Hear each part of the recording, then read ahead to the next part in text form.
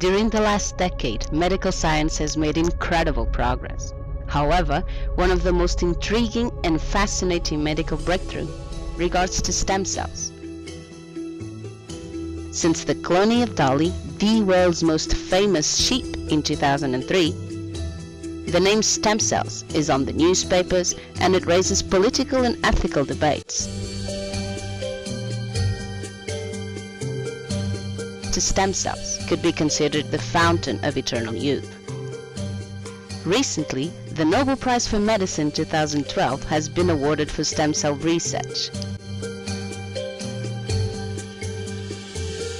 Have you ever spent some time to understand what do you really know about them? Why are they so important? And how can you benefit from stem cell research? To answer these questions, we have to take some steps back to the origin of life. After a long trip to find a female egg, the male sperm cells start the fight of their life, a fight that only one of them will win. The moment the sperm cell enters the egg, a drastic cellular change occurs. At this time, cells make exact copies of themselves and start to reproduce over and over and over. Those structures are called blastocysts and contain embryonic stem cells.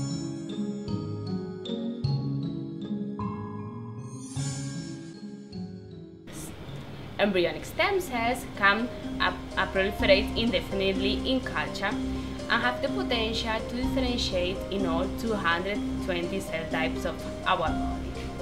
Embryonic stem cells is not only allowing scientists to understand basic biological events leading to human development, but also have the potential to be used in cell therapy to treat diseases such as diabetes or Parkinson.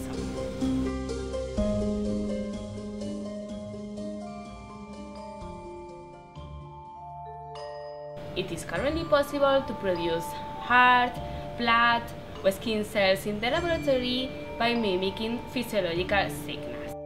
However, embryonic stem cells raises ethical concerns to the public due to the fact that they are derived from human embryos.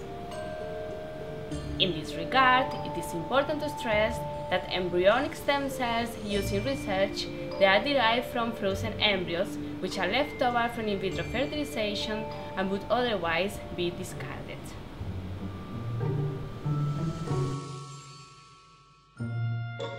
At one point during embryogenesis, cells stop making exact copies of themselves and start to specialize. Embryonic stem cells will produce differentiated progeny at every successive step of division. When our development is complete, almost all cells of our body are restricted to produce other cells with specific functions.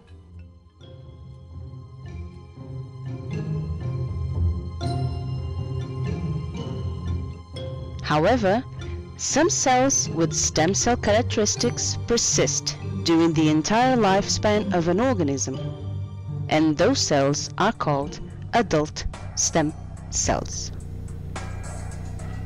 We can find adult stem cells in skin, blood and intestine, among others. Adult stem cells differ from embryonic stem cells by the fact that they can produce only limited numbers of cell types. Skin, for example, is a really fascinating organ to study.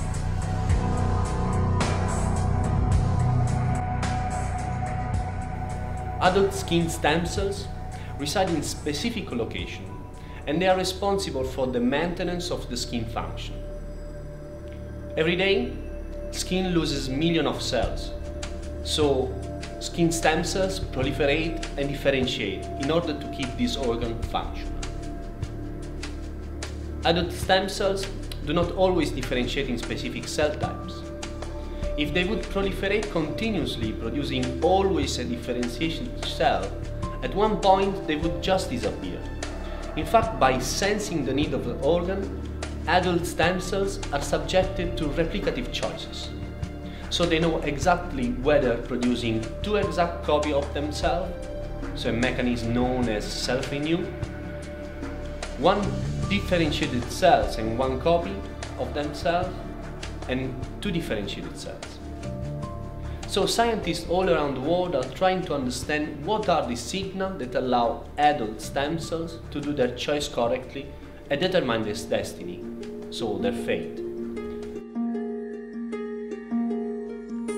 This knowledge is allowing scientists to direct their differentiation towards specific cell types. But how far is stem cell research, with all this knowledge, from actually being applied to human health? In the last decade, stem cell research has made a terrific progress. For example, we understand nowadays how to turn embryonic cord blood stem cells into white or red blood cells. This is important to cure leukemia patients. We can replace also big portions of the epidermis, for example after heavy burn injuries, using autologous cells. And these cells are known to avoid the autoimmune rejection of a recipient.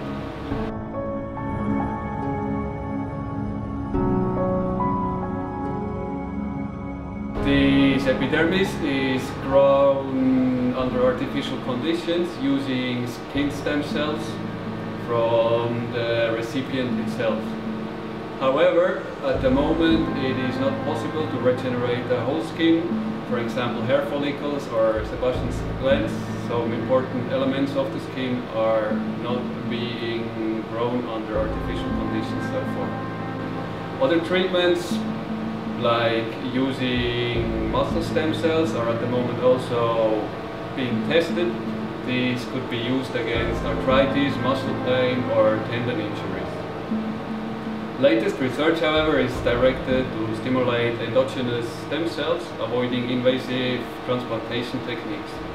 If we spin these thoughts a bit further, we could imagine that in the future we can regenerate, for example, our own limbs like arms and legs. Examples for this are already found in the nature. The Mexican salamander, for example, that can regenerate his limb and his retina.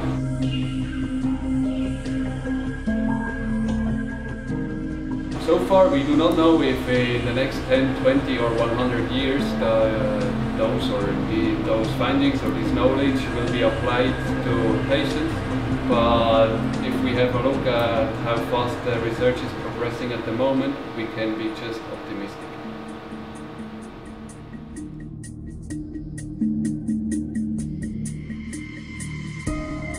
Unfortunately, some organs do not seem to have adult stem cells that can be used for research or treatment purposes. So, scientists have developed new technologies in order to obtain embryonic-like stem cells from fully differentiated somatic cells.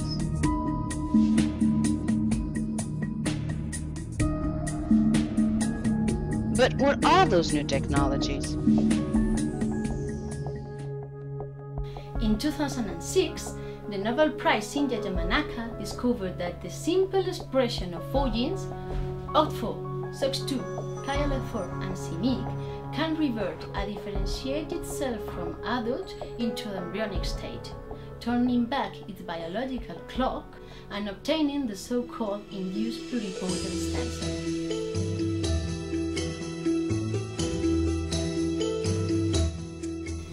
Process, called cellular reprogramming, constitutes one of the most revolutionary discoveries in recent years and holds the big promise from stem cell research and regenerative medicine in the future.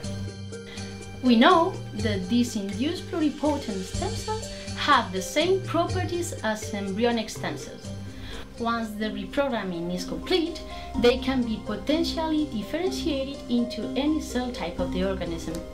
For example, from a cell isolated from the skin, we could produce heart, blood, or pancreatic cells. Moreover, this technology can bypass the ethical controversies regarding the use of human embryonic material. Although we still have a lot to learn about this process, the scientific community is very excited with the idea of creating patient-specific stem cells for transplantation therapies and pharmacological screening in humans.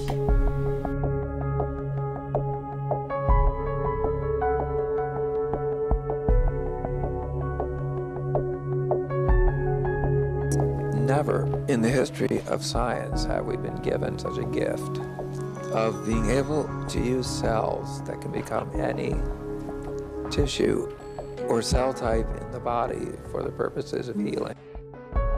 It is still too early to say if embryonic, induced, or adult pluripotent stem cells will be better in the future.